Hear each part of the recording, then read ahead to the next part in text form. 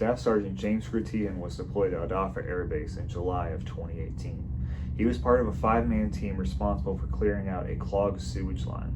While opening up the manhole, the cover fell down the 17-foot shaft, and without a second thought, Gratian descended into the manhole. After grabbing the cover, he made it a third of the way, dropped it, and started to hyperventilate, which caused him to pass out. He'd only been in that manhole for 1 minute. Despite extensive rescue efforts, Gratian was pronounced dead 6 days later from inhaling hydrogen sulfide. If you'd like to learn more about his story, please visit militarytimes.com. My name is Trevor Quinnett, and I'm an electrician with 5 years of experience working in confined spaces. According to OSHA document 1910.146, a confined space is an area in which an employee can enter and perform work, and an area in which has limited or restricted means for entry or exit, and also it is not designed for continuous employee occupancy. Today's briefing is important because as electricians, we need to make sure that safety is our highest priority. I'll be going over 3 main steps, and that'll be understanding the typical dangers, what proper tools to use, and the correct personal protective equipment that we will need. In step 1, we need to understand the typical dangers. You could become trapped, drown, be exposed to toxic fumes, or the confined space could even collapse while working inside.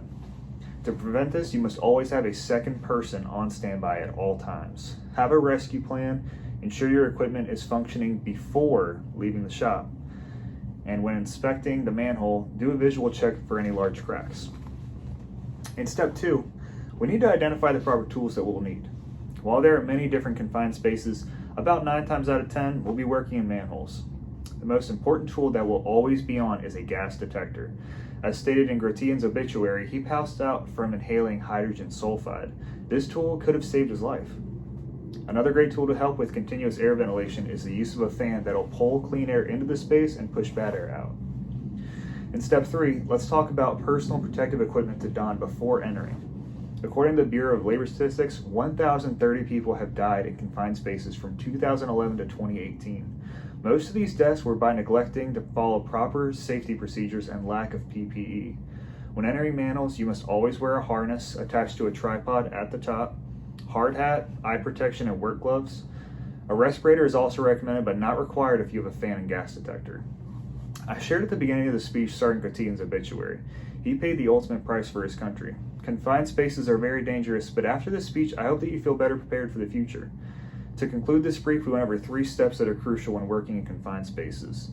Step 1, we talked about the dangers to look out for. Step 2, we learned what proper tools are needed.